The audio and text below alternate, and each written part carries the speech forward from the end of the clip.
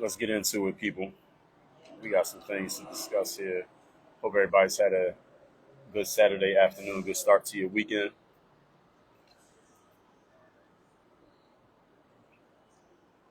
We're going to talk about the things we need to talk about here this afternoon. Hope everybody's had a good first week of November. What's the day? The 5th? Good first week of November. We're going to get into everything that we need to get into here today. We're going to talk about this Kyrie Irving thing, and we're going to talk about everything that has gone around it. We're going to talk about the the red herrings that have been thrown out there that are not actually the real issue. We're going to get into all of that here today on this live. And if you're watching this on replay, we're getting into it on this video.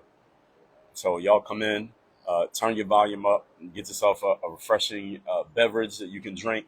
Get yourself some snacks, eliminate distractions. And we're going to get into this conversation because there's some things that need to be discussed here today. We're going to discuss all of that. If there's any good questions, I'll address those at the end, but we're going to get into all this stuff. So I'm not going to take too much of your time, but I got the points that I want to make. I already got them laid out, so we're going to get right into it. For those of you who don't know me, my name is Dre Baldwin. Many know me as Dre all day, former 9-year pro athlete, author of 33 books, 4-time TED speaker. And I just put out the article yesterday. If you look on my story, you'll see it, or you can look on my Facebook page, or if you get my emails, you've probably seen it in my emails, or you've seen it in your inbox. I sent it out via email yesterday, the article I wrote about Kyrie Irving, this whole situation, everything that took place. So I want to talk about this. There's a lot of stuff that went on even yesterday after Kyrie, because I wrote the article right after I heard he had got suspended. I think he got suspended like Thursday evening or afternoon, and then I finished the article Friday morning, put it out Friday afternoon. I want to talk about some things that went on around that I want all of y'all to understand, because this has very little to do with what they say it is about. They say it's about Kyrie supporting or giving a platform to or attention to some documentary that promotes anti-Semitic beliefs. That's nonsense. That is not really what this is about. I'm gonna tell you what it's about in a minute, though. Let's get into it. So first of all, on ESPN, on Fox Sports, on Twitter, on radio shows, on podcasts, we heard a lot of people, most of them black guys, and then you had some Jewish people who work in the media who all said something that sounded like, well, Kyrie Irving should be suspended, and it's right that he got suspended because this is the phrase that people kept using. Words have consequences. That's what people kept saying, right? Now you have your free speech, right? You have free speech, right? And you have free, and I got this, anybody asked, I had this wrap on my wrist just because I was boxing. I hit the bag awkwardly one way and it kind of made my wrist sore. So I just got that on my wrist. So anybody wondering where that's from, that's what this is. And people are saying, all right, you have free speech. You had a right to free speech, yes, but your words have consequences. That's what I heard Shannon Sharp say this. I was texting with a couple of my personal friends. One of them was saying this, words have consequences. A lot of people are saying this now. This is the default. This is the default defense mechanism that people use whenever somebody uses their right to free speech, and then they get penalized for using their right to free speech. People say, well, yeah, you got free speech, but words have consequences. I'm going to tell you why that's a complete nonsensical way to defend someone being attacked for using their right to free speech. If they're not saying something that is outwardly like illegal, like you are not allowed, you do have free speech. You're not allowed to yell fire in a crowded theater, for example. That's a legal example. But to say, and Kyrie didn't actually even say anything. All he did was post a link to a documentary that may have some things in it that some people disagree with, which is fine. But let's get into all of that. All right, first of all, let's read what the First Amendment says from the actual Constitution of the United States of America. This is something that many people have never read. So a lot of people talk about free speech and First Amendment rights and your right to say what you want to say. This is actually the First Amendment. I'm going to read it out loud to you. It's not that long. And again, many people have never actually read the Constitution or the Declaration of Independence. I'm going to read the First Amendment to you right now. Here it is. Quote, Congress shall make no law respecting an establishment of religion or prohibiting the free exercise thereof, or abridging the freedom of speech or of the press, or the right of the people to peacefully to assemble and to petition the government for a redress of grievances. Close quote. That's the entire First Amendment. It's one paragraph. I just read the entire First Amendment to you right there. So any of you who never read the Constitution, if anybody ever accused you of never reading it, you can say, at least I read the First Amendment. Dre read it to me on this video that he did on Instagram. That is the entire First Amendment. Here's the point of the First Amendment. I want y'all to understand that The First Amendment, in fact, is what it just says. But understand the spirit of the First Amendment and why it exists. The reason the First Amendment exists, and the reason that is the First Amendment, is because many people, the settlers who came here to the United States of America, came here because they did not have freedom of religion where they came from. They did not have freedom to practice and believe what they wanted to practice and believe. They're being persecuted, attacked, silenced, and basically canceled, like the back in the day version of cancel, for believing the wrong thing, quote unquote, the wrong thing. The spirit of the First Amendment of the United States Constitution is that you can believe what you want, think what you want, and say what you want, and you are not going to be attacked and persecuted and silenced for believing what you want to believe. That is the spirit of the amendment. Now, it doesn't say that in the exact words, but that's the spirit of the amendment. That was the purpose that it was. That's the purpose for which it was created, so that you will not be attacked for believing what you want to believe. Now, we don't know what Kyrie Irving exactly believes because he's been kind of evasive about it, which he has a right to be. And at the same time, when he posted the link to that documentary on Amazon, he didn't say he agreed with all of it. He didn't say I agree with 10% of it. He didn't say I agree with half of it. All he did was post a link to the documentary, and all of a sudden people started offering him this false binary. Are you anti-Semitic or are you a supporter of Jewish people? That's a false binary. All right, why does he even have to answer that question? Just because he posted the link to that thing, he has to believe everything that is about? Well, if that's the case, then anybody who was posting Black Lives Matter hashtags or Black Lives Matter t-shirts or kneeling during the national anthem, do you agree with everything Black Lives Matter is about, or are you completely against it? Now, you notice how that's a false binary. I'm only offering you two options where your answer may be somewhere in the middle, but if I'm not offering you that option and now I'm forcing you to try to answer that question, and if you don't answer it the quote unquote right way, you're going to get some kind of penalty. That doesn't make any sense.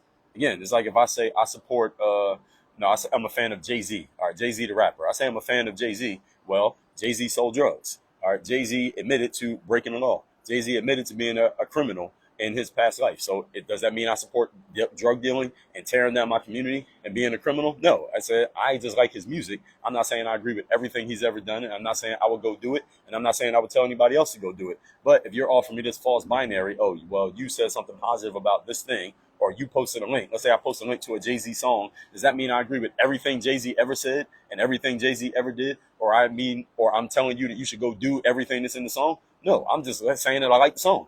That doesn't mean I agree with every single word that's in it. And again, this is the false binary that was offered to Kyrie Irving. And this is where I will hold Kyrie Irving accountable. Also Kanye West as well.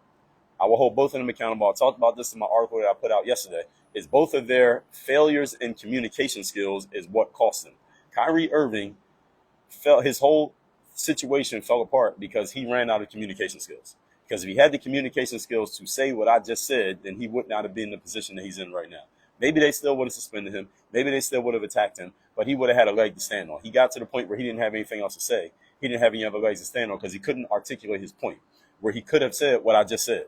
Like, yes, I posted a link to that documentary because there's some things in that documentary that I agree with. Doesn't mean that I agree with every single word in the documentary, no. But just because I like a documentary, just as I post a link to it, doesn't mean I agree with every single word of it. The same way that you supported Black Lives Matter doesn't mean you support taking a whole bunch of money that is supposed to be for the cause of the black community and you give it to the LGBT movement, which is exactly what the Black Lives Matter organization did. It doesn't mean you take a bunch of money on the death of a black body of George Floyd, and then you take it and go buy houses in California, which is exactly what Black Lives Matter did. I would say that to the reporters. Well, you supported BLM. Do you support taking money for black bodies and then go buying houses? Do you support taking money for black bodies and giving it to the LGBTQ movement? Okay, if you would have put that to them, they couldn't say anything back. And I would have said, okay, the same thing you just tried to do to me by giving me a false binary, I'm giving you a false binary. Now, how does it feel?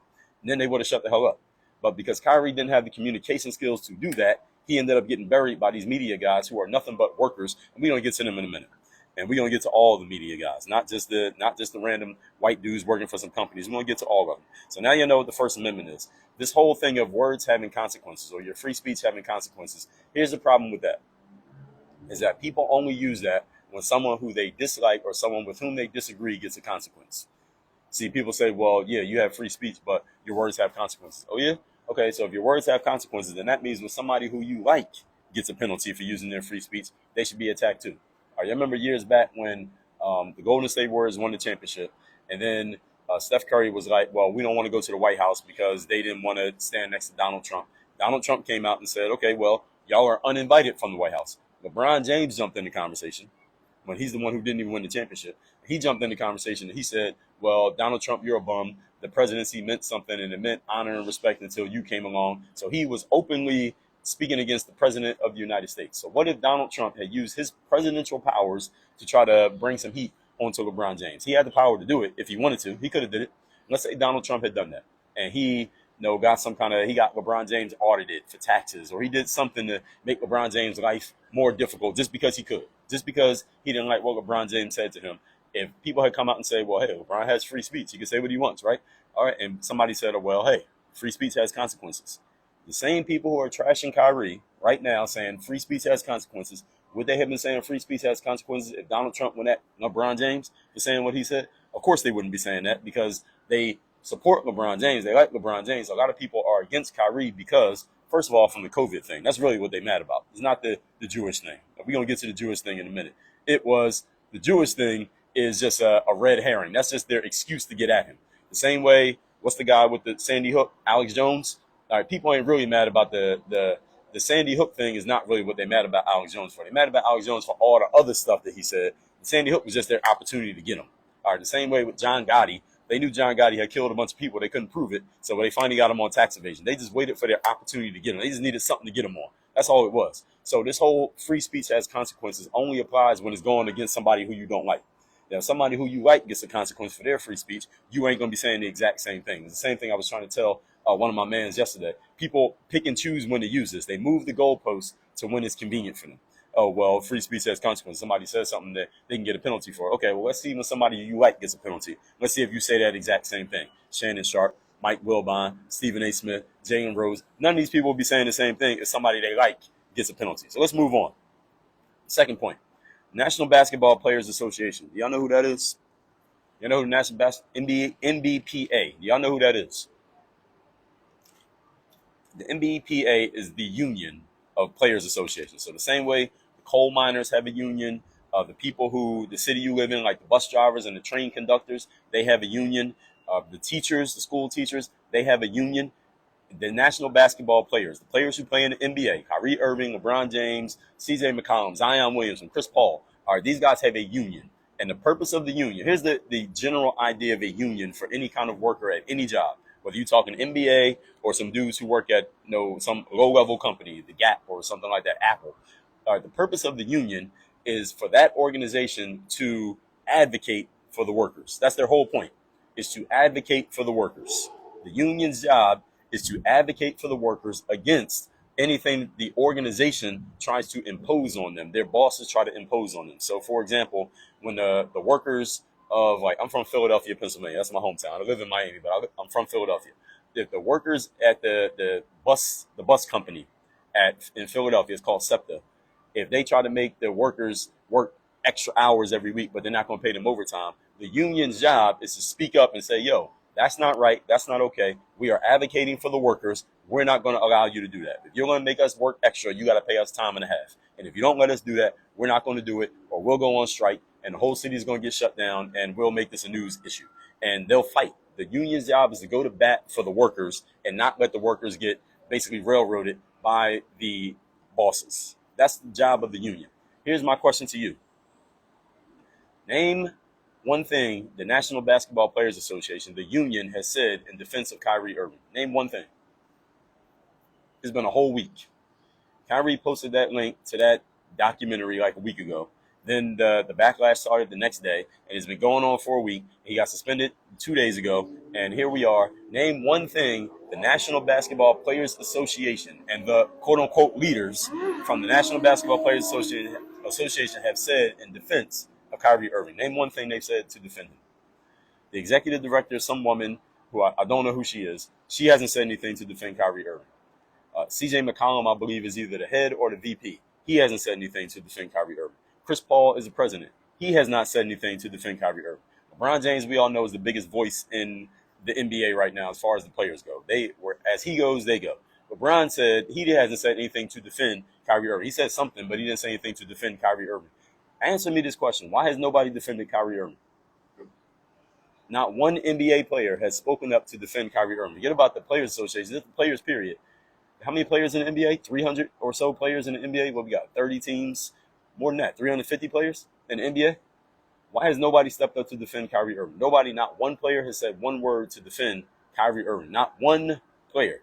Even your favorite quote-unquote outspoken players who like to use their platform and use their voice, why hasn't not one of them said anything? What Draymond Green got to say? Isn't his whole thing being outspoken and being a guy who speaks out and speaks his mind, and you're not going to shut him up? He got his own podcast. Why hasn't he said anything? How many NBA, no, like 30 NBA players got a podcast? Nobody said anything to defend Kyrie Irving, not one person. Kevin Durant, his own teammate, his man, didn't say anything to defend Kyrie Irving. Well, he said something in the media. He was saying that as we could have just moved on. He kind of said, he alluded to it. He didn't say it in so many words. He kind of danced around it, that we could have just let this go and not made it an issue. And then he got on Twitter after that and clarified and said, well, I'm not with any kind of hate. He basically backtracked and moonwalked, the Michael Jackson, and said, well, I'm not with hate or of any kind, and this, that, and the third. These guys, here's the thing that I want y'all to understand. These NBA players, back in the summer of 2020, everybody remembers. All right, none of y'all is that young. Summer of 2020, we remember. George Floyd happened. Breonna Taylor happened. The summer of social justice happened. All these NBA players were sticking their chest out, making all the noise they could, talking about how they're going to use their platform and how they're more than an athlete and they can talk about anything. They need to talk about social issues because they have a platform. They got a responsibility, X, Y, Z, and they were preaching to everybody about how we need to be paying attention and be more conscious about things that are going on in the world, and we should listen to them because they have a platform. Everybody remembers that, right? Here we are in 2022. Actually, forget about 2022. Let's talk about 2020, 2021. When the COVID shot was being forced upon a bunch of NBA players. Name all the NBA players who said, I'm not taking it, and it's not right to force it upon other players, and because of that, I'm not taking it, and this is where I stand. How many players did that? Jonathan Isaac was one. Kyrie Irving was another. Name another one. 350 players in the NBA.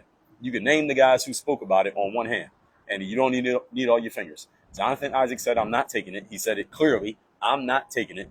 Kyrie Irving said clearly, I'm not taking it.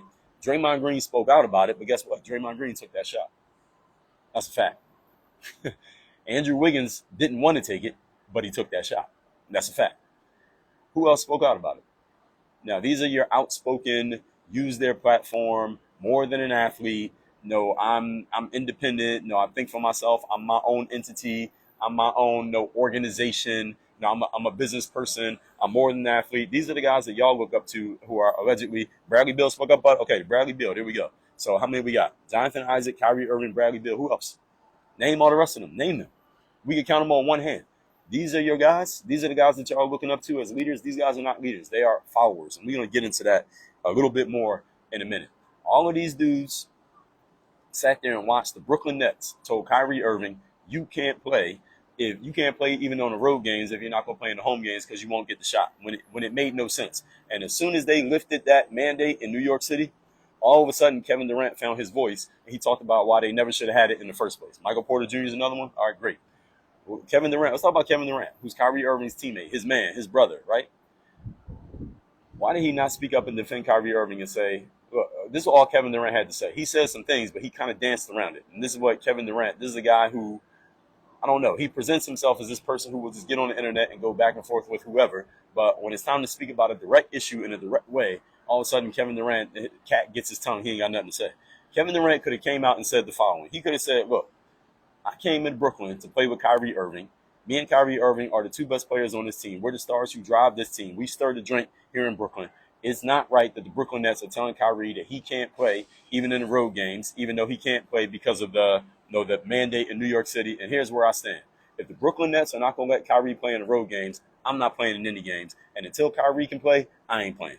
If Kevin Durant has said that, how long would it have taken for Kyrie Irving to put a uniform on? Somebody answer that question for me.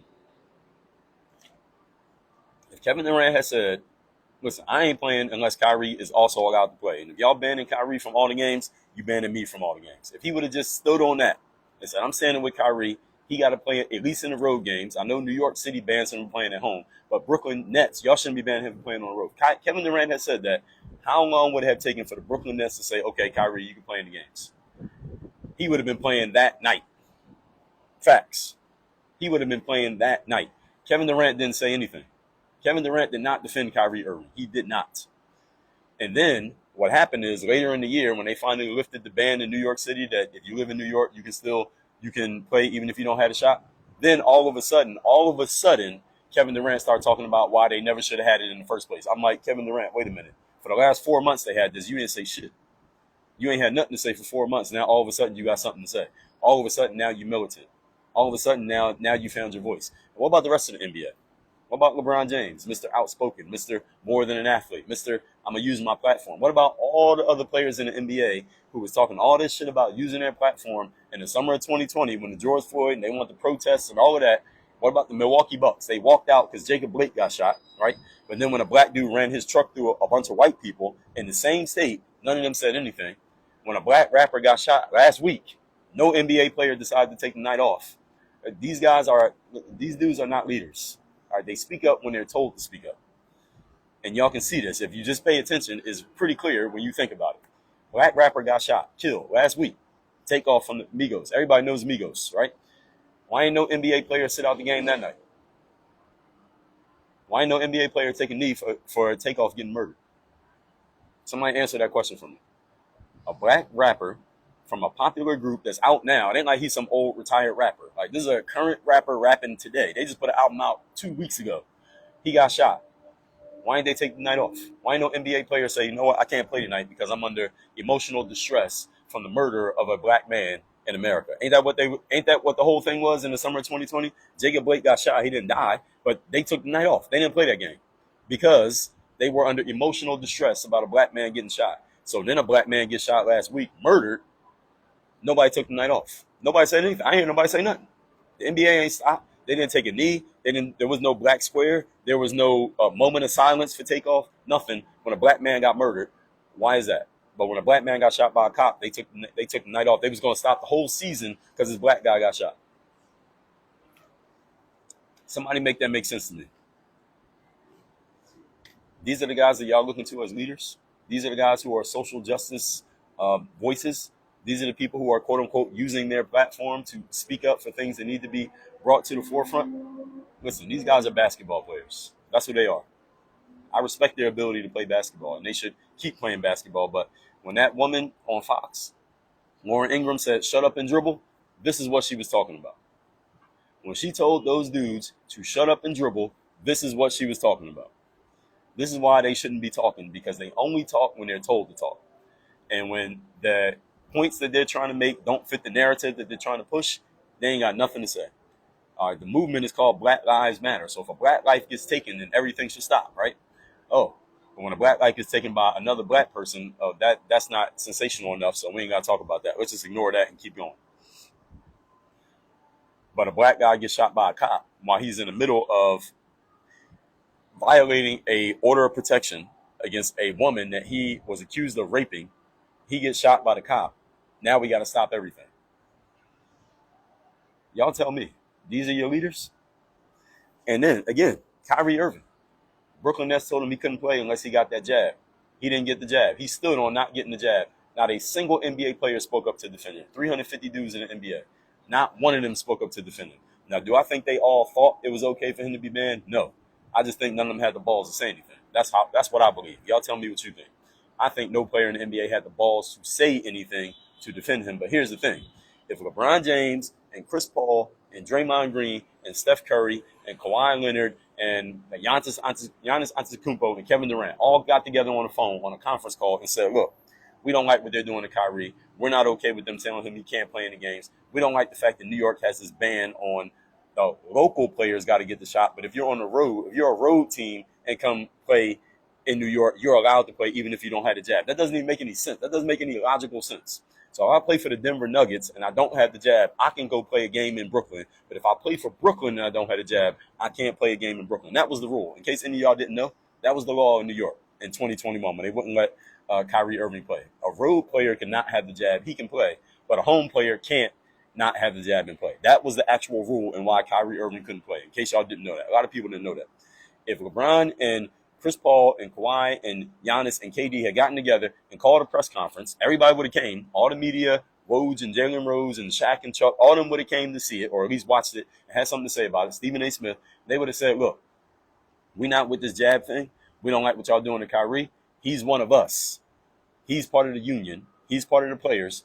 We don't like y'all doing that to one person, let alone 30.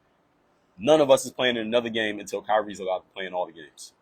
And if y'all don't let Kyrie play in all the games, we ain't playing in the games, which means ain't nothing to show on TV.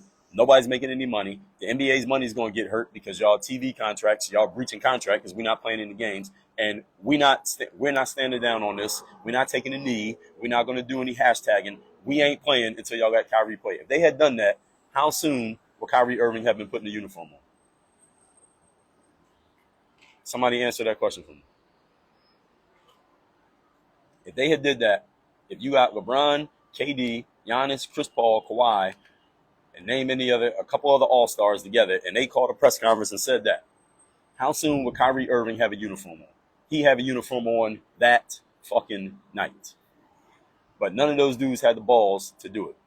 And it's not even numbers. It only had to be about 4 or 5 guys, just the power players, the guys who have a voice. The biggest name guys had come together and said that, it'd have been over that fast. All this COVID, if they players would have said, look, we ain't wearing masks on the bench. How we going to wear, so we could get in the game and not wear a mask, but as soon as we sit down on the bench, we got to put a mask on. That's fucking stupid. We're not wearing masks. All right, so they could have came with a set of demands. They said, look, we're not wearing masks on the bench.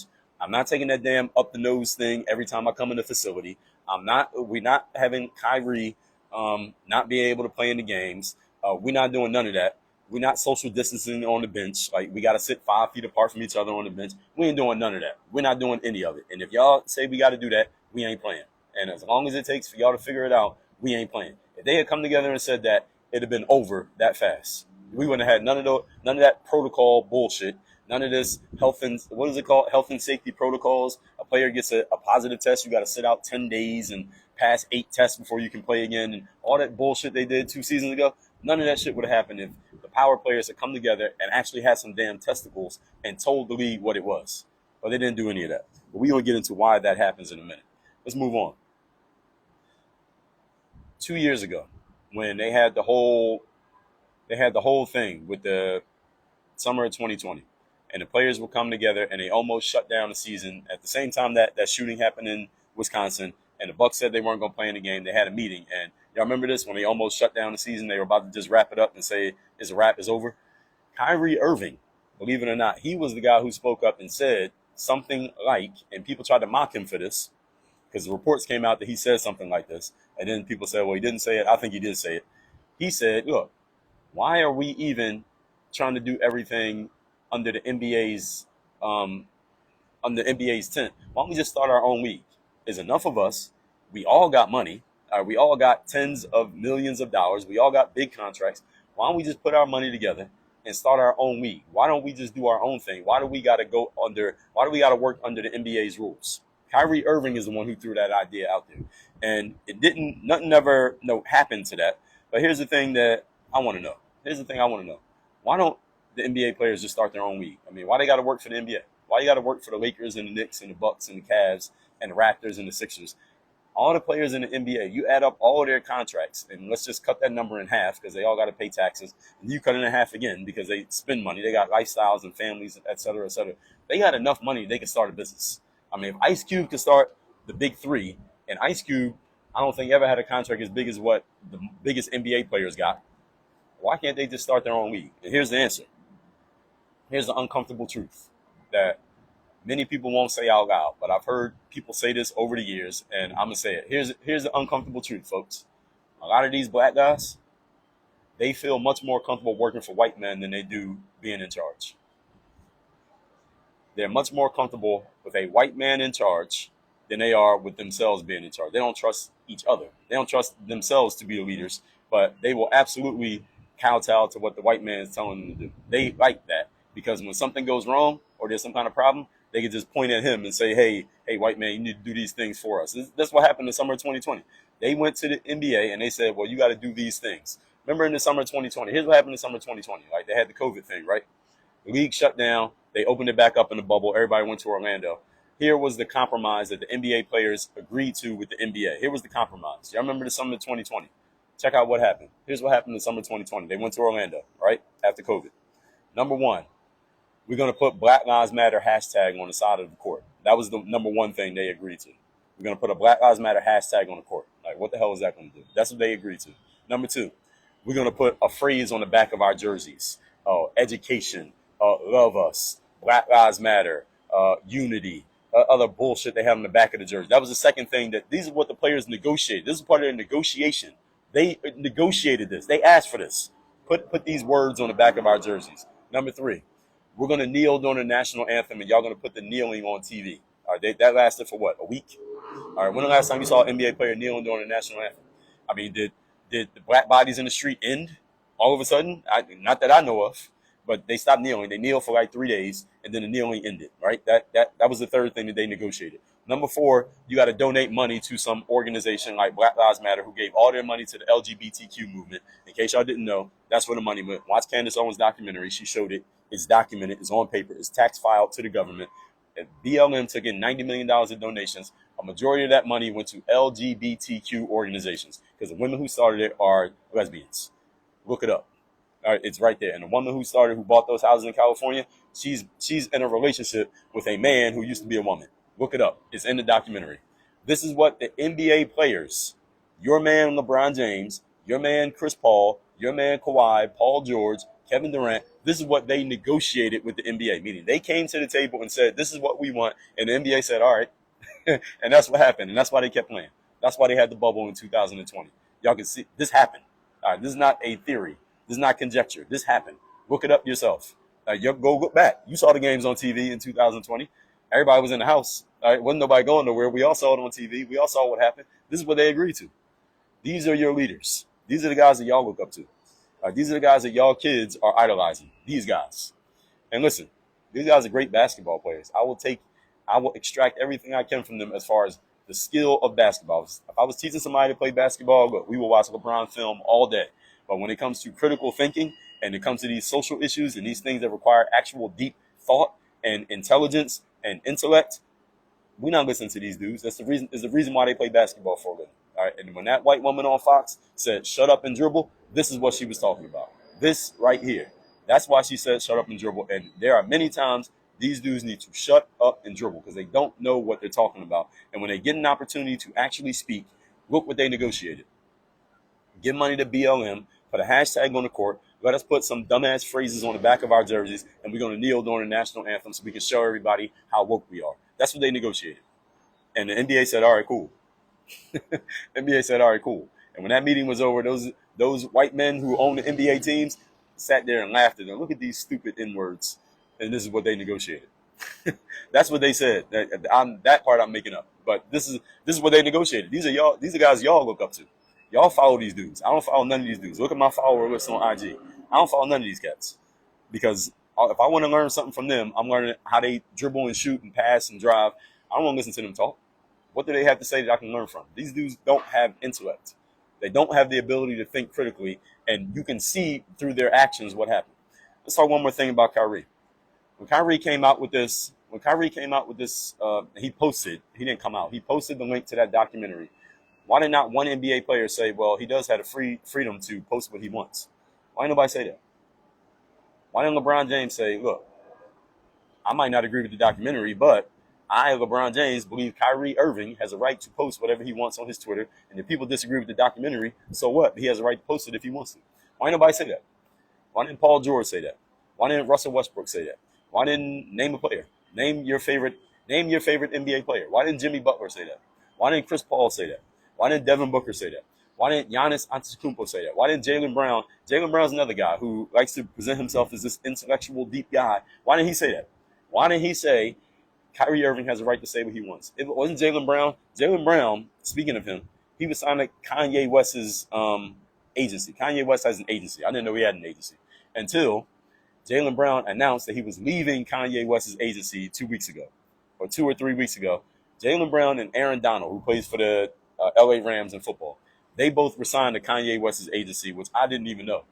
I only found out they were signed to his agency when they announced they were leaving his agency after everybody started canceling Kanye West. Steph Curry. Why did Steph Curry say? Draymond Green, Mr. Outspoken, Mr. got his own podcast, Mr. New Media. Isn't that what he called? The New Media? All right, what's new about it? What's new about your media, Draymond Green?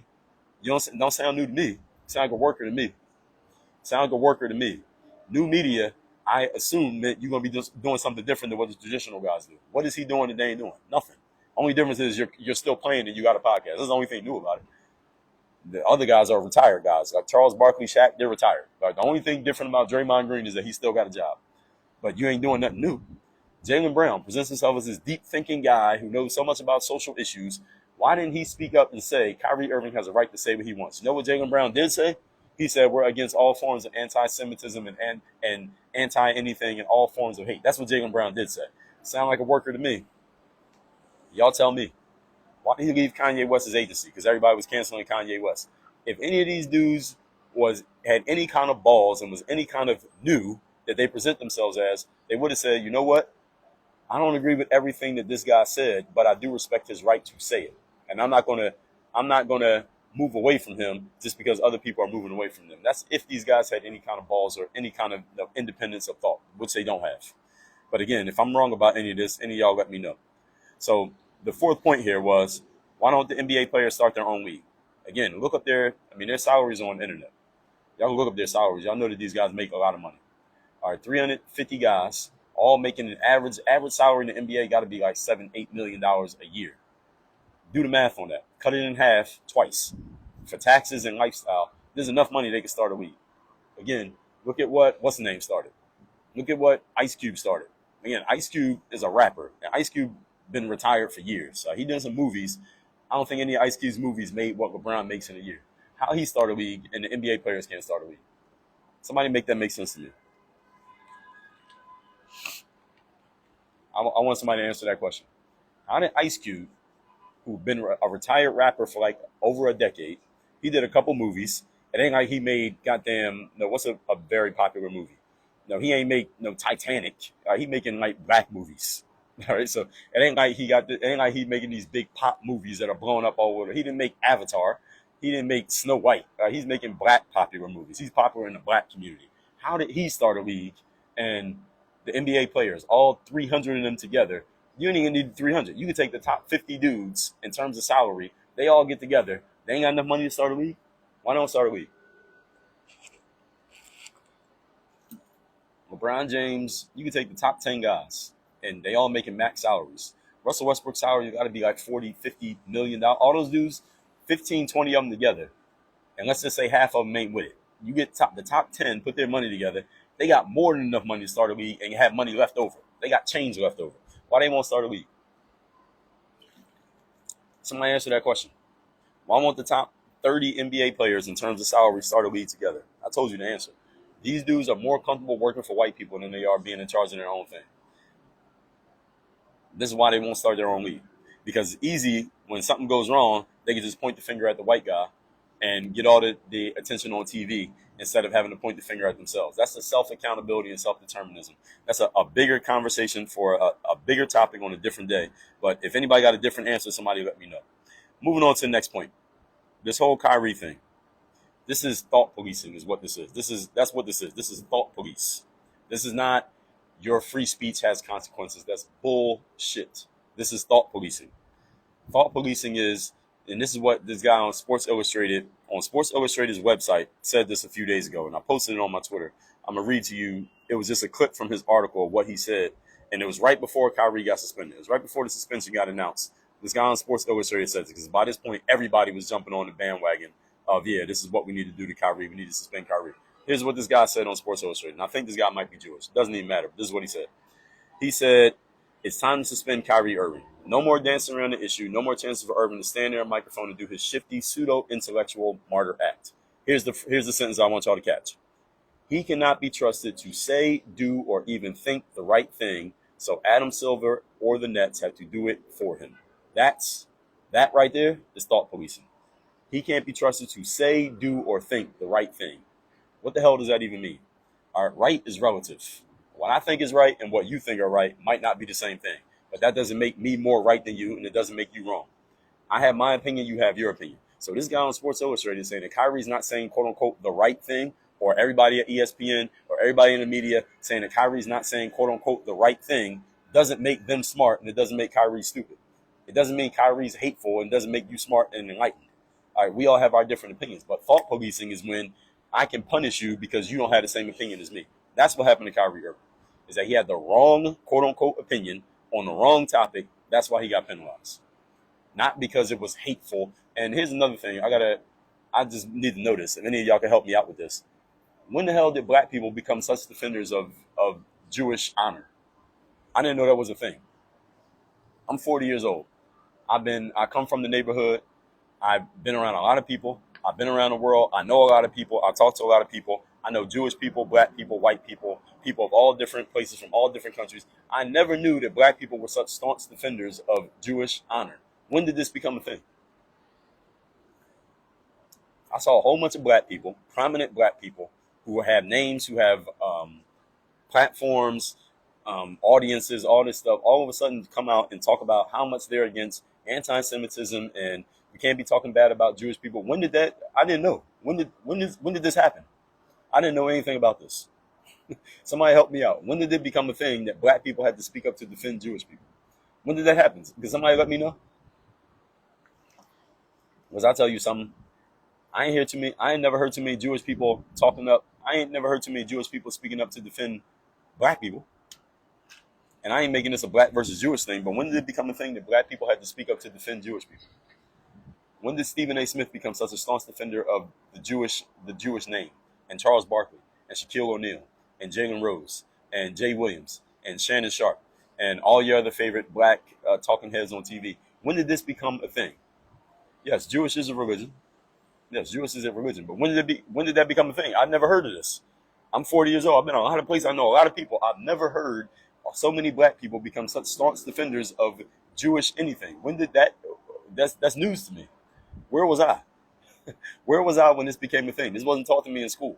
I read a lot of books. I'm a reader. I'm a writer. I've never heard anything like this. I go to conferences. I never heard anybody talk about this stuff.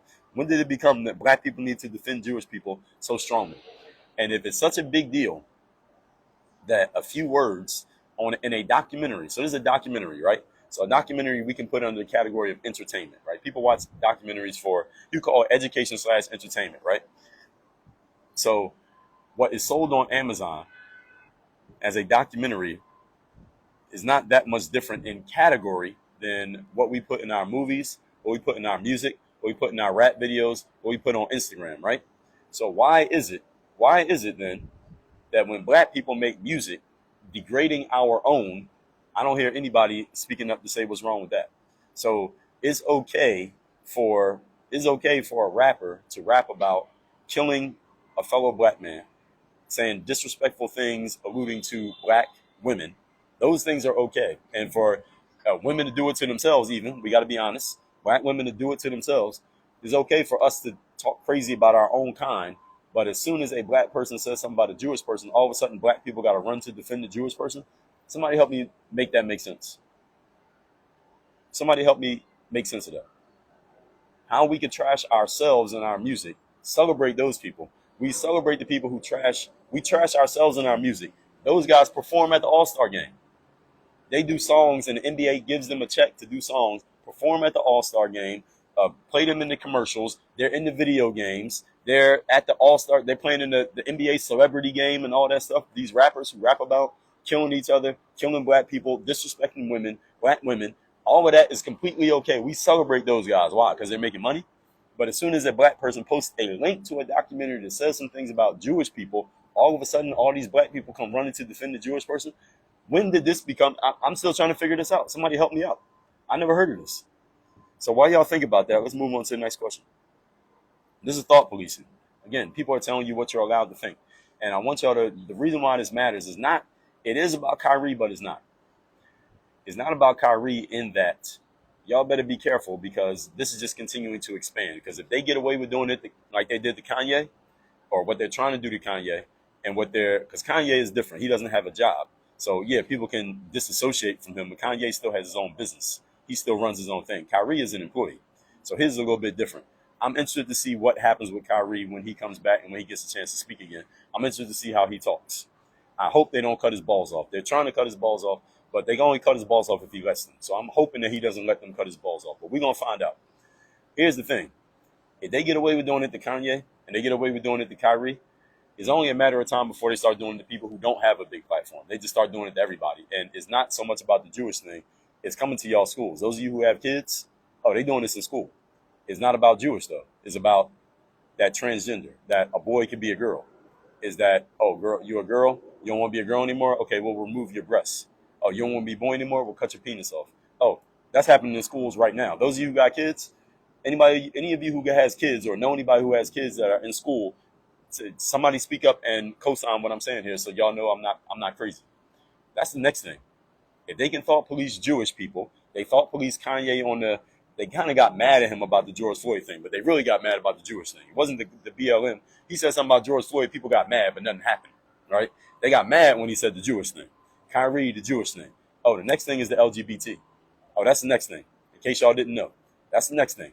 Oh, you have a problem with your kid deciding that, oh, they're a boy at home, but when they go to school they're a girl, and we didn't tell you about it. Oh, and you gonna come to the school and be mad about it? Oh, watch what we do to you. That's the next thing. So y'all who have kids, y'all better wake up. That's the next thing. They're gonna start thought policing that on everybody. That's not gonna be you got a platform and you have a responsibility. That's what they use against Kyrie. That's the excuse. Oh, you're famous, so you got to say the right thing. Oh no, now it's gonna be you ain't got to be famous. You ain't got to have an Instagram. Oh, you're just going against the grain. Oh, all kids have a right to choose who they want to be, and if your son wants to be a daughter, Dwayne Wade, or your daughter wants to be a boy, oh, we gonna if you go against that, oh, that's the next thing. So this thought policing thing, that's why this matters. It's not about Kyrie Irving. Because Kyrie Irving got a $40 million contract. He's going to be good. They kick Kyrie Irving out the league right now. He's good. It's all of you, the everyday person who goes to work every day, and you got kids, and your kids are going to public schools, and those teachers are teaching them stuff, and they're not telling you about it.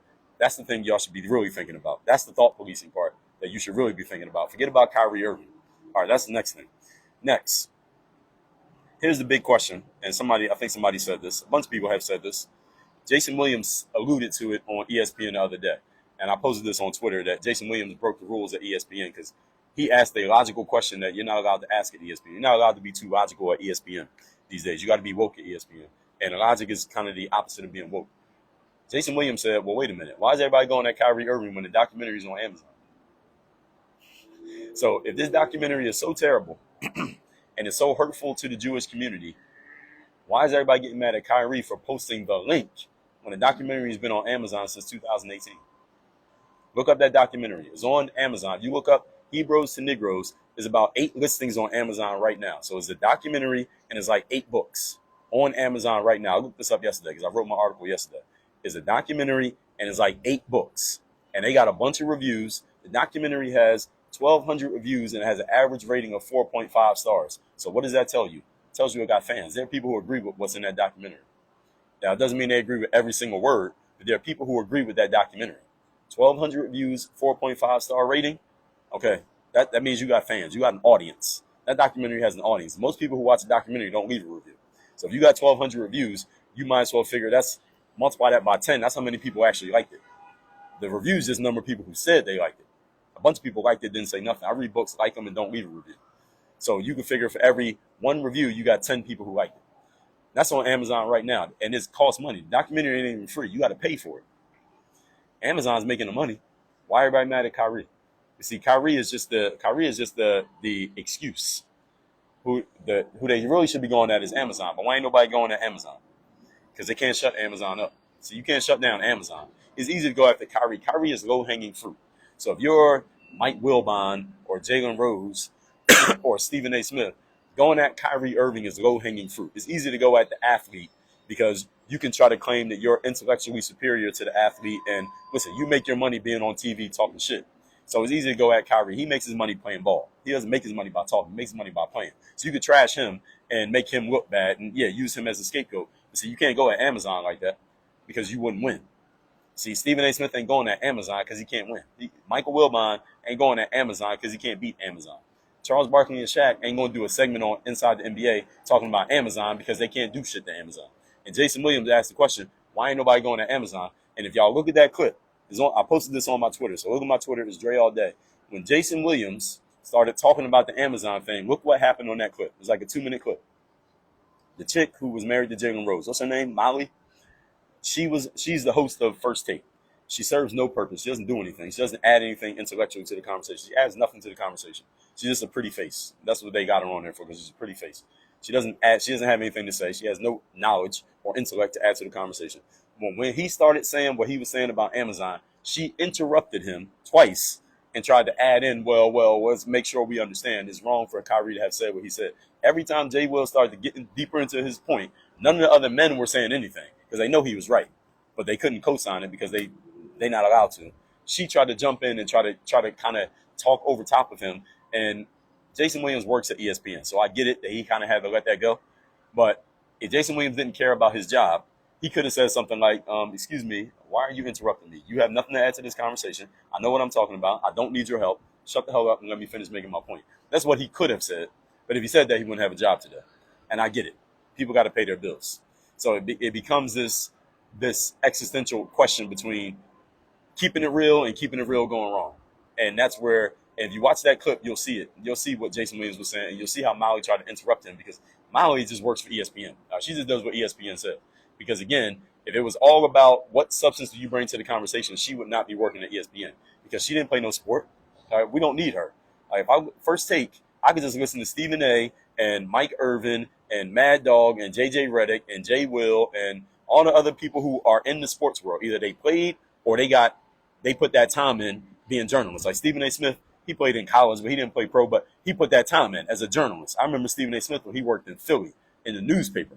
He used to write for the newspaper in Philly 20 years ago when Iverson was playing. Stephen A. Smith put that time in. Now, he's become kind of a woke shill for ESPN for the check. I get it, but he put his time in. I respect his resume. Jason Williams got a resume. Jalen Rose, resume. Mad Dog, resume. Mike Irvin, resume. JJ Redick, resume. Molly ain't got no resume. What's she bringing to the conversation? Somebody tell me one thing intelligent this chick Molly has said on ESPN. Or even any other chicks, even when they was in the game. That chick Maria Taylor, she ain't did nothing. She ain't play no sport. She wasn't in those locker rooms doing interviews, like post-game interviews. Some of them chicks did do the work. Rachel Nichols did the work. And you saw what happened to her. Some of them did the work. Hannah Storm did the work. Jackie McMullen, she did the work. Some of these women did do the work, but some of them ain't do no work. Their only work was that they're pretty face and they got the job. But they didn't do nothing. Malika Andrews, she didn't put no work in. Where? Where they put the work in at? Somebody tell me. They ain't put no work in. They ain't got no resume. What are they doing on the show? Nothing. They bring nothing to the table. And I'm bringing all this up because I want y'all to really start thinking deeper about what you're seeing. They're trying to tell you one thing, but the whole situation is another thing. Moving us to point number 7, talking about media. These media guys, Charles Barkley, Shaquille O'Neal at TNT. All right, it just got announced like 2 weeks ago. They re-signed new contracts. And Charles Barkley said out of his mouth, they didn't say how much money it was, but people are estimating it's like 8 figures and up per year for each of these guys, which is a big deal. And Inside the NBA is a great show. I actually like the show. I don't watch it that often. I never stay up that late, but I see the clips and stuff like that. It's a good show. And Charles Barkley said out of his mouth is a life-changing deal. He said that out of his mouth. So I'm figuring that's $10 million and up. Stephen A. Smith at ESPN, Jalen Rose, who's the other guys who trashed, what's the name? Rob Parker, Chris Broussard, y'all name all these other black dudes, Shannon Sharp, all these other black dudes who work for these media companies, and the white guys too. JJ Redick, who's the other white, Doug Gottlieb, Adrian Wojnarowski, Mike Wilbon, Tony Kornheiser, all these dudes who work at these companies, these media companies. Let me let y'all understand something. These guys are workers. They are employees. And here's why that matters. There's nothing wrong with being an employee. I've been an employee before. I played pro basketball. You play pro basketball, you're an employee. You don't own anything. You're a worker. My parents are/were workers. My sister's a worker. I know a lot of people who are workers. Nothing wrong with being a worker. But let's get something clear. When you are a worker and you receive a paycheck, you have to trade a little bit of your independence for that check. That's just a fact. When you have a job, there are certain things you can do and there are certain things you can't do. And when you don't have a job and nobody can tell you what to do, you have a lot more freedom than somebody who does have a job. That's just a fact. That's why Kanye West, you can cancel your contract with Kanye West, but you can't really cancel Kanye West because Kanye West don't work for nobody. See, you can cancel Kyrie Irving. You can ban him from playing for the team. They told him he's suspended for 5 games. They gave him a 5-game cancellation. It might be longer than that. You can do that to a worker because he has a job.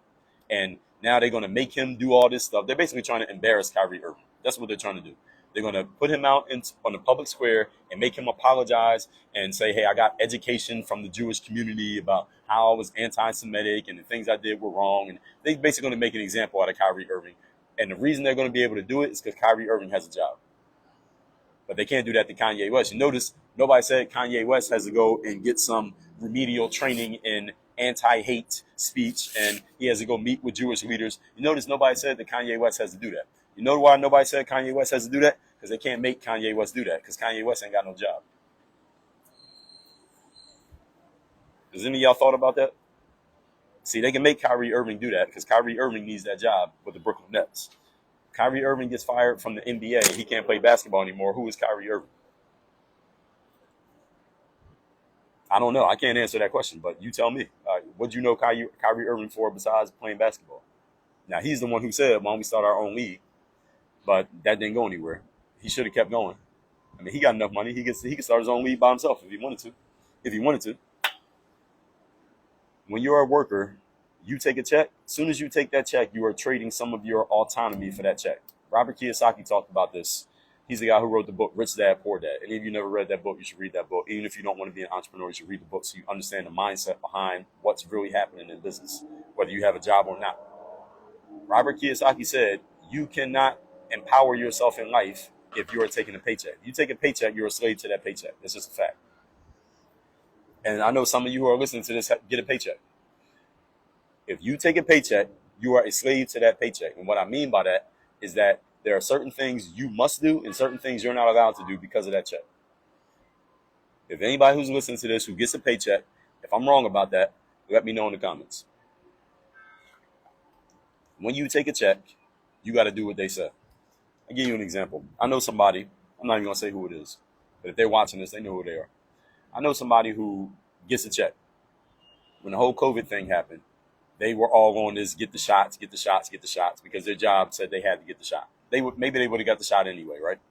But they got the shot. They went and got all the jabs. And don't dare call it the V word, because if it was the V word, then people wouldn't still be getting the virus after they got the damn shot. So this person goes and gets all the shots, multiple shots, boosters. They got 4 or 5 shots, right? They got 4 or 5 shots in 2020, going into 2021. In the spring of 2021, going into 2022, this person went and got the virus after they took like 5 shots. They got the virus anyway, after their job made them get the shots, right? I saw this person. They said, well, it's a good thing that I got all the shots, because if I hadn't got the shots, it would have been worse. This is what they got sold. And here's the thing. I didn't even bother even saying anything. They said that, I didn't even say nothing. I said, all right, whatever. Think whatever you want to think. Because when you get a check, you trade your autonomy. You are a slave to that check. That check tells you what you can do and what you can't do. So when Charles Barkley and Shaquille O'Neal went on TNT this week and called Kyrie Irving an idiot and talked about how he's anti-Semitic and it's not okay to say anti-Semitic things and how it's so terrible what Kyrie Irving said, I'm thinking to myself, when the hell did these dudes become defenders of Jewish honor? Again, when did this start? Mike Wilbon, Stephen A. Smith, when did these dudes all of a sudden become defenders of the Jews? When? When did this start? Where did this come from? I never heard any of this. These guys are workers. And the reason why this matters is that when these dudes get on TV and start bloviating, that's a Stephen A. Smith word, and talking all this shit about what some people are supposed to think and what they're supposed to do. Y'all saw them do this during COVID. How they trashed and Kyrie Irving. They were just waiting for their chance to get at Kyrie Irving, because they've been mad at him since last year when he didn't get the shot. So this was their opportunity to get him. They went on and started talking about all these things Kyrie Irving should do and how he's wrong and how he needs to get educated, et cetera, et cetera. Here's the thing that I want y'all to keep in mind next time you hear anybody talking about what another person should do.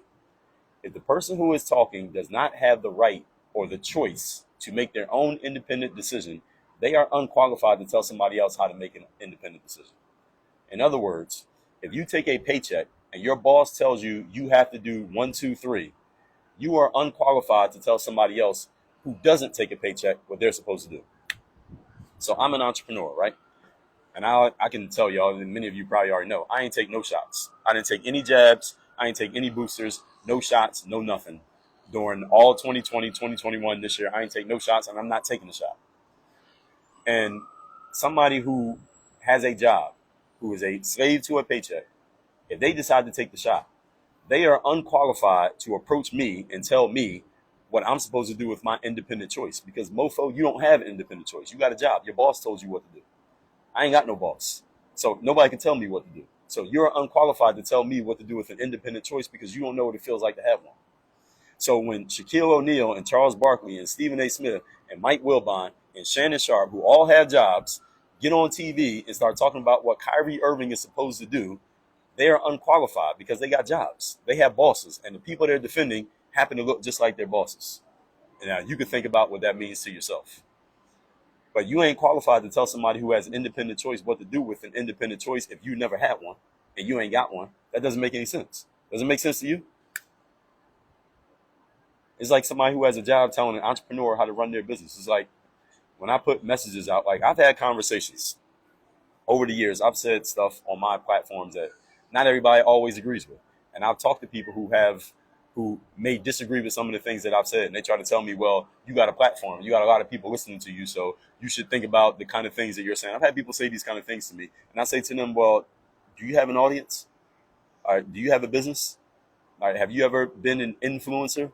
Or do you have people who come to you for information? Have you ever had anybody pay you for your knowledge or your intellectual property? Have you ever written and sold a book? Have you ever hosted a live event? Have you ever sold coaching before? Have you ever sold a consultation to another person? If you've never done any of those things, how are you qualified to tell me how to do it? You ain't. It's like if I played basketball and you never played basketball, how you gonna tell me how to play basketball? That don't make no sense. If you run a certain type of industry, you run a hair salon, and I never ran a hair salon, and I try to tell you how to run a hair salon. Well, you shouldn't run your salon that way because you can look at me like, mofo, what the hell do you know about running a hair salon? I mean, that's a legitimate question. If somebody never did something, they're unqualified to tell somebody else how to do it. So Kyrie Irving has a little bit more leeway than Charles and Shaq and Stephen A. and Mike Wilbon because Kyrie Irving is technically, he's like a contractor. I mean, he's an employee, but he's a contractor at the same time because Kyrie Irving has a guaranteed contract. So they can come up with cause to not pay him for this little suspension, but they got to pay him the rest of that contract. And when his contract's up at the end of the season, somebody's going to pay him money. Kyrie Irving's too good. Somebody's going to pay him. All right, you can say whatever you want about him. He ain't Colin Kaepernick. All right, he can still perform. He's going to get paid one way or another. He's going to get his money. So he has a little bit more leeway than these dudes on TV. So these dudes on TV try to act like they have independent thought and independent choice when they don't. And then they try to trash Kyrie like, oh, he acts like he's a free thinker when he's not a free thinker. Like, yo, you work for a company. They pay you a check. They told you you had to get the jab. So going back, let's go back to the jab. Let's go back to COVID. 2020, 2021, a whole bunch of media people were wagging their finger at everybody, sports, news, everywhere, telling you why you're supposed to get the jab, right? This is a effort that everybody was doing together. This is a coordinated effort to tell you why you should go get the jab, right? All these writers and media folks who went and got the jab, their bosses told them to get the jab. Their bosses said to them, effectively, this is what their bosses said to them. If you don't get this jab, you cannot come to work. And if you don't come to work, you won't get paid. And they understood by simple reasoning, if I don't get paid, if I don't go to work and get paid, then I can't pay my bills and I can't take care of my kids. I can't put food on my table. So they had to go get that jab. Then they went and wrote articles and did TV spots and made YouTube videos telling you why you should go get the jab because it's your personal responsibility to get the jab. Well, wait a minute. Let's be clear. Let's ask some critical thinking questions here. If you had an independent choice, would you have still gotten that jab? We don't know because you don't have an independent choice. So you can't lecture somebody who has an independent choice what to do with it if you've never had one. Again, this is just a critical thinking point that I want all y'all to really think about. I mean, there you go, right there. And a lot of people won't admit that. Daverdeen, what you said, I respect you for admitting that. But I know there was a lot of college students. I know college students in my audience who said, look, I don't want to get the jab, but they told me I got to get it to come back to campus. But I get it. If you are in that situation where it's forced upon you, and Draymond Green, I will give him credit for this because he did say that. He said, y'all are forcing people to take it. Y'all are forcing it. And he didn't push the issue. I wish he had, but he didn't. And there's probably a reason why he didn't push the issue. But there was a whole lot of finger wagging going on around the jab situation that people were acting like, well, when you have a choice, you should make this choice. But, yo, you don't have a choice. So you're speaking from this position as if you had a choice when you didn't. And if anybody would just ask the question, it would be obvious that a lot of these people are preaching something that they never even lived. But anyway, let's move off of that. These guys take a check from the same people that they're all of a sudden defending. And again, I never knew that black people had such a strong need to defend Jewish people. I never heard of this. This is all news to me. Now, when you have a job, and I've had jobs, by the way, all right, just to be clear, I don't have a job now, but I've had jobs. When you have a job, you're compromised. Your decision-making process is compromised because you got to think about your job every time you make a decision. Because if I make a decision that my job doesn't like, I might not have this job anymore. And can I afford to not have this job? That's a question you got to ask yourself every time you make a choice. So if your job says get the jab, and if you don't have the jab, you can't come to work on Monday, and therefore no paycheck, and you need that paycheck, you might have to go get that jab, even if you didn't want to get the jab. So if you do that and you go get the jab, it's disingenuous of you to go to somebody who has a choice and tell them they should get the jab because it's their personal responsibility. No, the fucking ain't. You took the jab not because of personal responsibility. You took the jab because your boss told you you'd be fired if you didn't. Let's keep it real. But these people don't do this anymore, and real journalism does this. The problem is we don't have journalism anymore because the people who run these organizations are telling these people what they're allowed to say and what they're not allowed to say. And this is, when we talk, freedom, when people talk about freedom, the first freedom, folks, is freedom of thought. It's not, people talk about financial freedom. Financial freedom follows freedom of thought, follows freedom of the mind. You got to be free in your mind first before you be free in your pockets. So any of you who wants financial freedom, first thing is you got to get mentally free.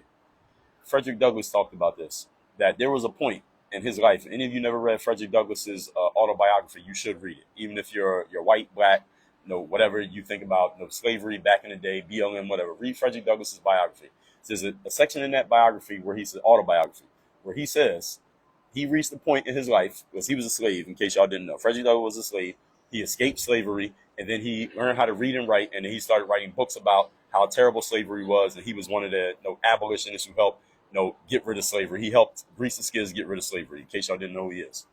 And there's a point in there where Frederick Douglass said, even while he was still in bondage, he reached the point mentally where he was still a slave in fact, but he was no longer a slave in his mind. And at that point, that's when everything changed for him. I was still a physical slave. I was still in bondage. I still had to do what the master told me to do, but I wasn't mentally a slave anymore. And that's when my life changed. And that's when he started taking the steps that lead to him getting free. He escaped from slavery, and all the other things happened, and he ended up, again, slaves weren't even allowed to be taught to be literate. So how did he write books? He learned how to do that because mentally he got free first. So I want y'all to understand this whole thing with Kyrie talks about freedom of thought, and then these media people try to ridicule him, like, oh, Kyrie acts like he's a free thinker when he's really ignorant. He doesn't know what he's talking about. All they're trying to do is warn you, don't think freely, because look what we did to the last guy who tried to think freely. This is what I want y'all to catch. Forget about the anti-Semitism and the jab and all that stuff. All of that is just a red herring. All of that is just a distraction to distract you from the real point. The real point is we're showing you what they did to Kanye and what they're doing to Kyrie is just a warning shot to all the quote unquote regular people who don't have as much audience as them, or might not be making as much money as them. That's a warning shot to y'all what we're going to do to everybody. Because if we could do it to them, we will do it to you. They're letting you know that freedom of thought is frowned upon. Don't think freely for yourself. Don't ask questions. Don't think critically. Just go along with the program. Because if you go against the grain, this is what's going to happen to you. They did it to Kanye, or they're trying to do it to Kanye. They're doing it to Kyrie right now. And the next person who comes along, they're going to do the same thing to them. That's the real game that's being played right now. That's the part that I want y'all to catch. And that's why I shared y'all what Frederick Douglass said. You become free up here first. Then you become free in your pockets. So all you want to get financial freedom, start with your mindset. When this gets free, the money will come. But you got to be free in your mind first. You got to be free to say what you actually think. You got to be free to ask questions. And if you don't get answers to those questions, keep asking the questions until somebody answers it. That's what it is.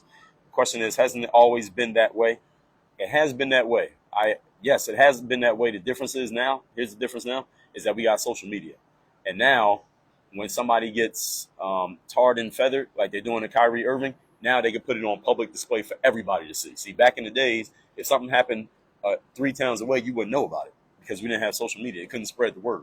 Now you know about it. Now you can see it happening while it's happening. That's the difference.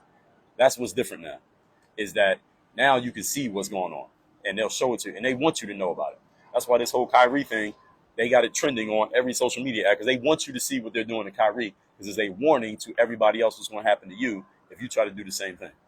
So once they get away with doing it to the celebrities and the super known folks with all the followers, now they say, all right, now we're gonna do it to the people a little bit lower, then the people a little bit lower, then the people a little bit lower, then the people a little bit lower, until they get down to the everyday folks who go to work every day and got 100 followers on Twitter. They're gonna start doing it to them. That's eventually it's gonna get to that point.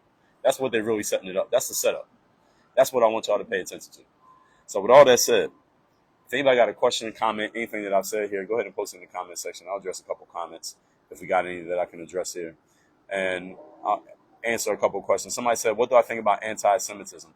Well, first of all, if Kyrie Irving had the communication skills, he could have said what he alluded to, but he didn't say in so many words. I wish he had said it. He should have said it, which was, the documentary argues that black people are the real Jews. The documentary he posted, that's what it argues. It's black Israelites. They argue that black people are the real Jews.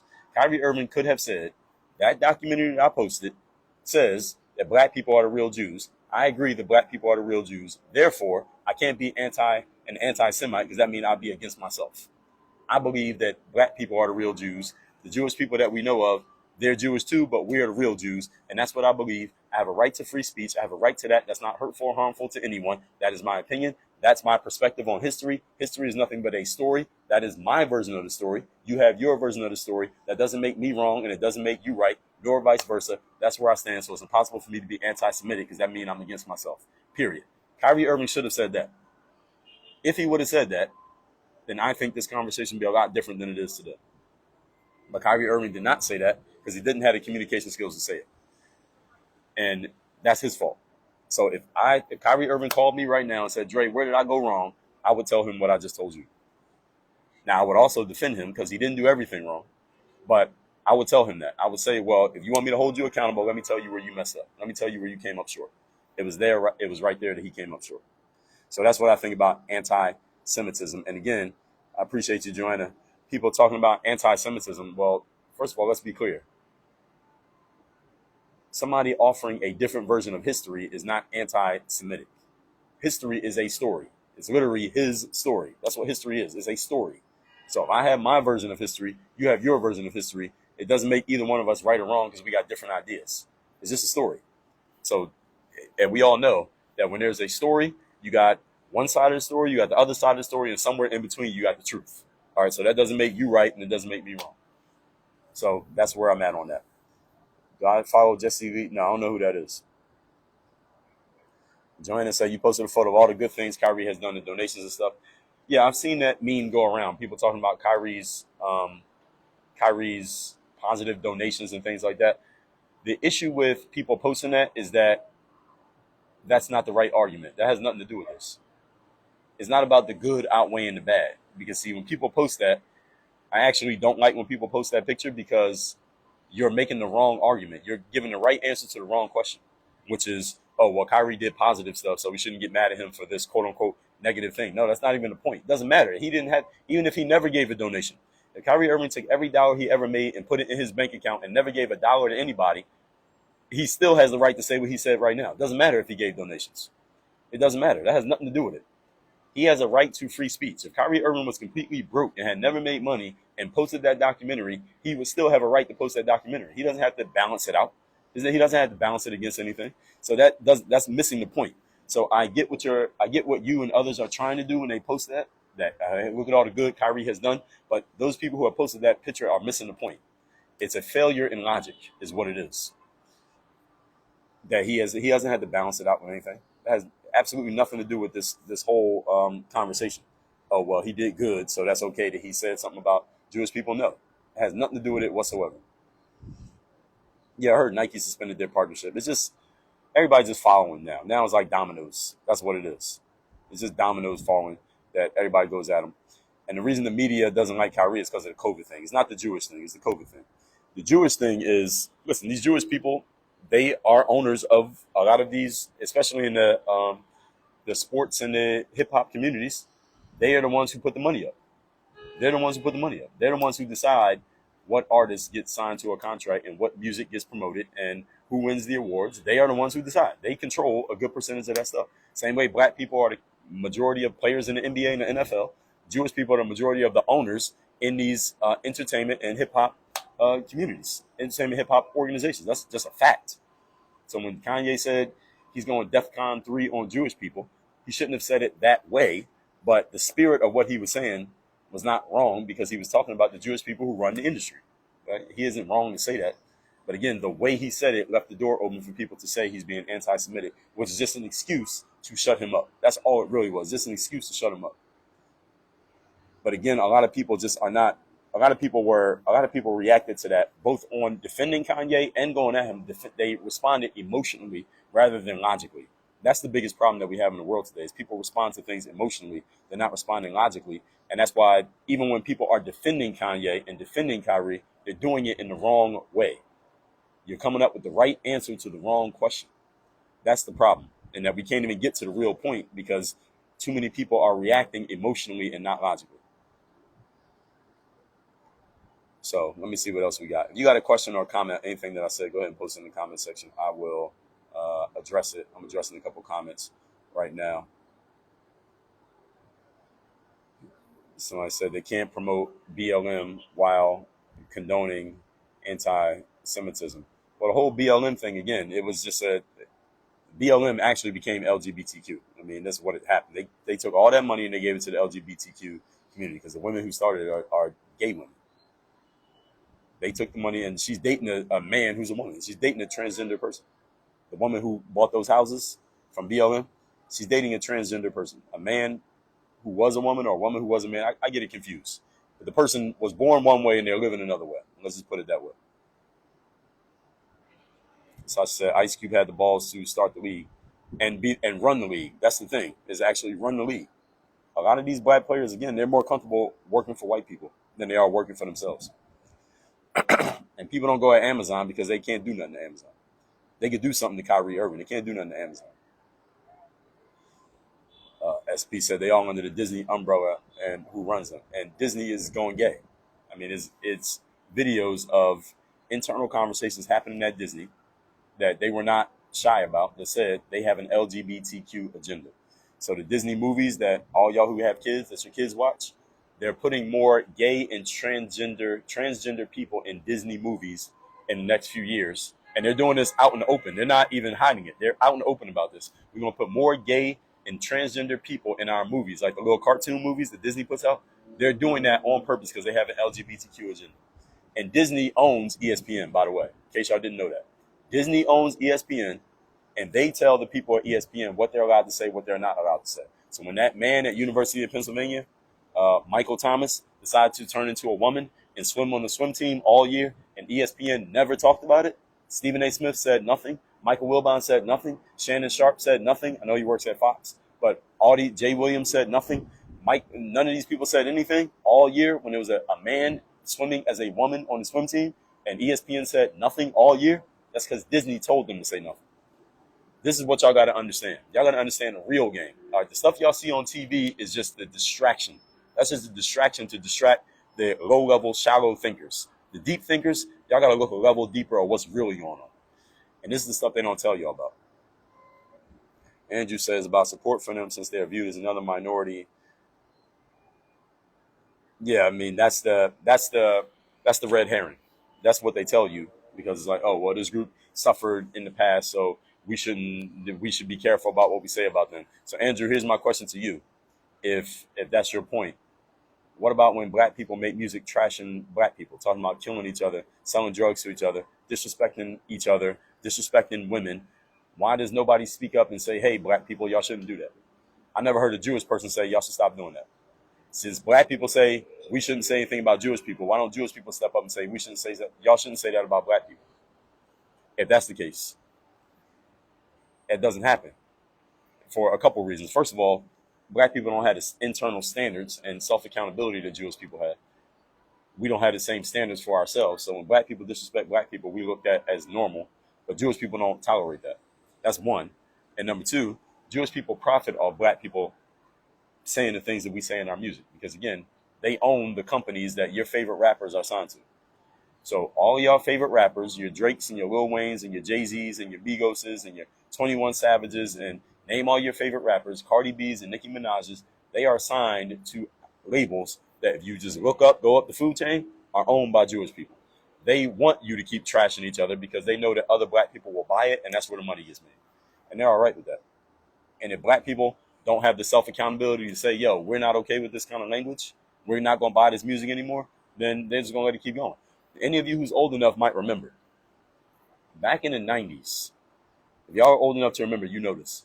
Back in the 90s, there used to be movements like community leaders and church leaders who would go out and say, we need to stop promoting this kind of music. This music with all the N-words and the cussing and the disrespecting of each other and talking about killing other black people and disrespecting women. There used to be black people in our communities who said, this music is not okay. We will not support this anymore, and we don't want anybody else supporting it. That used to happen back in the 90s. Those people all got shouted down and shut up. All of them. Any of you who's over the age of 35 can let me know in the comments if you remember that. That used to happen. People used to go and protest in front of the record labels, in front of the music stores, and say, we don't support this kind of music. They would buy some rap CD, some gangster rapper CD, and break their CD in front of the store and put it on TV and call the news companies and say, come see this. We are letting y'all know we are not okay with this kind of language being spoken in and about our community. We do not condone this. And they were going against gangster rap. When's the last time you heard anybody do that? In the 90s, that used to happen. Don't happen no more. All that stuff got shut down. All the people who were doing that got shut down and shut up. You ain't heard from none of them in forever. It used to be a thing, though. And whoever got the power to control the narrative, I say it goes the other way around. Whoever controls the narrative has the power. Black people can change the narrative anytime we want to. If black people came together and said, look, we will no longer condone any music that has the N-word in it because we think the N-word is offensive to black people. We will no longer condone any music where a black person's talking about killing other black people because that's setting a bad example. We will no longer support any music where a man is talking about any disrespectful words about women like the B's and the H's. We're not supporting that music anymore. We will not support any female rapper who is showing off her body or talking about her body in a raunchy way that is not setting a good example for our daughters. If the black community came together and said that, all the stuff that all of us, and including myself, I listen to this music too. All this stuff that we support, all this music that is so popular, all your favorite popular rappers will no longer be popular anymore if the black community came together and said no more. It will be over. And the Jewish people couldn't make you like it if you decide you ain't supporting it no more. But the black community doesn't do that. And here's one of the main reasons why is because in our community, we worship the dollar. So if I was to go to a bunch of people who are more shallow thinking black folks, and we got way too many of them, and say, why don't we do this in the black community? You know what a bunch of black people would say to me? They would say, well, I would say, wait a minute. Why is it terrible when a documentary gets posted that says some negative things about Jewish people and people attack? But when your favorite rapper talks about killing N-words and your favorite rapper talks about disrespecting B's and H's, referring to black women, why is that okay? You know what a bunch of black people would say to me? You know what a bunch of black people would say in answering that question? They would say, it's okay because our favorite rapper is making money. That's what they would say. Oh, well, they're making money from it. Well, he's making a whole bunch of money. Well, he gets to make money, so he's empowering his community because he's making money. Or, he can start a business in the community. Or he got himself up out of poverty through making rap music. Or he came from being in the streets and now he's a business person. He's making money from it. So it's okay that he says disrespectful things about other black people because he or she is making money from it. That's how a lot of black people justify any stupid shit that black people do towards each other. Any imagery, negative imagery of black on black is okay as long as money's being made from it. That's how we justify it. That's a cultural thing. That has nothing to do with Jewish people. That has nothing to do with white people. It has nothing to do with Donald Trump supporters or white supremacy or slavery back in the day and all these other bullshit excuses that black people like to throw out anytime as rationalizations for our cultural issues is the fact that we don't have the self-accountability to say, so what that you're making money from it? That does not justify it. We don't do that. So it continues. And the Jewish people look at that and say, well, look, these mofos don't have any respect for themselves. Let's monetize them. All right, they don't respect themselves. We'll monetize it. If the black community said we ain't supporting that no more, the Jewish people would adjust. The owners of the companies, they would adjust. They would say, okay, that music don't sell no more. Let's promote something that does sell. All right, they won't support rappers talking about drug dealing. or killing N-words or disrespecting B's and H's, all right, let's find out a different strategy. They will figure out a different strategy if it ain't no money to be made in the old strategy. But as long as we keep supporting the old strategy, they're going to keep doing it. So you can't blame Jewish people for that. So Kanye, in a way, he was right, but in a way, he was wrong. He's talking about, well, the Jewish people own the contracts, et cetera, et cetera, et cetera. Well, what kind of music you making? Now, Kanye himself doesn't necessarily do too much of it. He don't do too much of that, killing N-words and F your B and all that stuff. But he makes music with those people. He did music with 21 Savage. He got songs with Drake. He got songs with Future. He got songs with all the disrespecting N-words rappers. He got songs with all of them. He worked with Jay-Z. So he's right in a way, but he's wrong in a way. You can't hold another group more accountable than you're holding your own group. So he can't say I'm going DEFCON 3 on Jewish people for what they're doing when it's black people who are actually creating the music. He should go DEFCON 3 on black people first. He should call every rapper and say, oh, stop rapping about that stuff. He should do that first, then you go talk to the Jewish people. He didn't do that. So if Kanye called me and said, Dre, where did I go wrong? I would tell Kanye what I just told you. Because one thing to hold another person accountable is another thing to hold yourself accountable. Kanye ain't doing that. So that's where Kanye is wrong, as far as I'm concerned. What did Kyrie say about Jews? He didn't say anything. He posted a link to a documentary, and people just took that and ran with it. That's what happened. Andrew Tate, I don't know that much about him. I've seen a couple of his interviews. I don't know much about that guy. But yes, I do know he got canceled because he was just getting too much power. So Jewish people have an amazing mindset on investing. Well, I mean, yeah. I mean, they have, I wouldn't say just Jewish people, period. I mean, you got to be careful with how you're saying that. So, see, that's how Kanye and Kyrie got attacked. You can't just say Jewish people in general. I know a lot of Jewish people who don't have a mindset about investing. It's a stereotype. It's kind of a positive stereotype, but it doesn't apply to all Jewish people. Just like all black people aren't basketball players or rappers. So we got to be careful about how we use our words. I get what you're saying, though. I get you're being complimentary, but the way we say things matters. All right, everybody. So I answered all the questions. I answered all the comments here. I've been going for like 2 hours. So I'm going to wrap this up. I am going to put this on YouTube. This video, I'm going to download it. I'm going to put it on YouTube. So any of you want to watch this back or you want to send it to somebody, you put it on YouTube. You can put it on 2x speed. I think y'all understand me on 2x speed. But I said what I wanted to say about this, and I just want y'all to wake up. I want everybody to wake up, become more of a critical thinker. That's really what we need everybody to be. Critical thinkers. Some traits of critical thinkers is that we question everything. Number one, critical thinkers question everything. You accept nothing at face value. I don't care who it came from. You accept nothing at face value. Number two, you are always asking why, and you are looking into things. Number three, you don't accept the narrative that is handed to you, especially when somebody seems invested in a narrative. If someone's invested in a narrative, there's a reason why. And if you just follow the money, usually you get to why somebody is investing in a narrative. So when everybody was telling you go get the jab, because they work for companies that get supported by the pharmaceutical companies, that's why they told you to go get the jab. We saw how that turned out, right? What did that jab actually do? Nothing. Now, listen, all y'all who got the jab, I get it. They changed the definition of the V word so that people who got forced into taking the jab don't feel stupid for getting forced into taking the jab. We know that happened. That's not theory. We know that happened. Critical thinkers saw that from the beginning. Problem is we don't have enough critical thinkers. And critical thinkers, when we ask these questions and we say things out loud, the social platforms don't amplify critical thinking.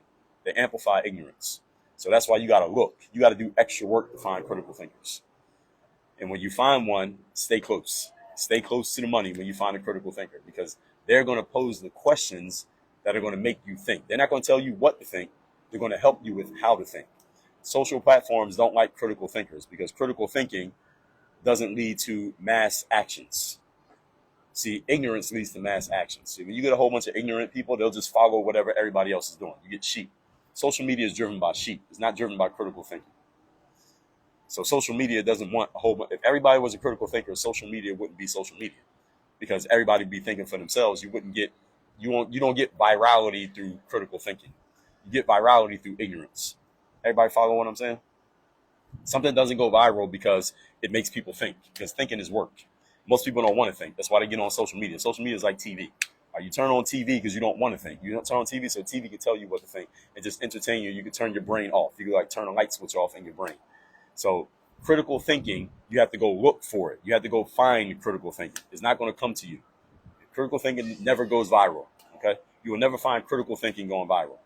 You find sensationalism going viral, and sensationalism tends to be, not always, but it tends to be ignorance. And ignorance can be funny. It can be entertaining. Because I ain't telling you it's wrong to follow something that's viral. I watch stupid shit every now and then too. Something that's just funny or dumb because it's funny. It's entertaining. All right, we like to be entertained. But I want you to understand, critical thinking, you got to go find it. You got to go look for it. And when you find it, stay close. All right, if I can give you one message from all of this, Kyrie, Kanye West, Andrew Tate, Jewish people, whatever, COVID, the jab, all that stuff. Critical thinking, folks. Go Google critical thinking. Go listen to my 2 episodes on critical thinking. Work on Your Game podcast, episodes 1826, 1827. Talk about critical thinking. Is at workonyourgamepodcast.com. Be a critical thinker. The more critical thinkers we have, the stronger society we have. Right now, we got a bunch of idiots. We got a lot of ignorance in our world right now. Not just the black community, all communities. We got a bunch of ignorance going on right now because we don't have critical thinking. Critical thinking is being dissuaded. But with all that said, let me tell you one last thing. I'm having an event called Work on Your Game Live here in February 3rd and 4th, 2023 in Miami. You can get your ticket at that link right there. It's workonyourgame.live. It's a 2-day event. I'm going to be teaching that full event. We're probably not going to be talking about Kanye West and Kyrie Irving, but we will be talking about critical thinking. We're going to talk about how the mindset, strategies, the systems, and the executions that I teach and the Work on Your Game philosophy will help you perform at a higher level and make more money. If you want to do those 2 things, you want to perform at a higher level and make more money, come to my event. It's called workonyourgame.live. The process for getting there are those 4 things: mindset, strategy, systems, execution. I got a whole system and a whole program for how to do that. I'm going to be teaching for 2 full days in Miami. It's going to be 80 degrees out here. You see I'm in a t-shirt and shorts. I'm outside. All right, it's November. All right, it's going to be like this in February. If you live somewhere cold, there's your excuse to come to Miami. There's a tax write-off as well. You can write this off on your taxes as a business expense. It's a business investment. You can write this off on your taxes. I'm not joking. So you pay for it, but you get that money back. You'll be filing your taxes like 2 months later. Events in February, taxes due in April. File this on your taxes. Well, actually, it's next year's taxes, but you get the point. It'll be on next year's taxes, but you get the point. You can file this as a tax write-off. All right, so come to Work on Your Game Live. Again, workonyourgame.live is where you get your tickets. If you're not on my text list to get my daily motivation text every morning, text me at this number, 305-384-6894. Send my daily motivation text out every morning straight for free. And that's it, everybody. You need to go give me something to eat. Talking is hard work. All right, y'all have a good day. I appreciate the time. I appreciate everybody's attention. DM me, text me you got any questions. Go to workonyourgame.live, get your ticket to my event. I will see you in February in Miami. We out of here. Have a good Saturday.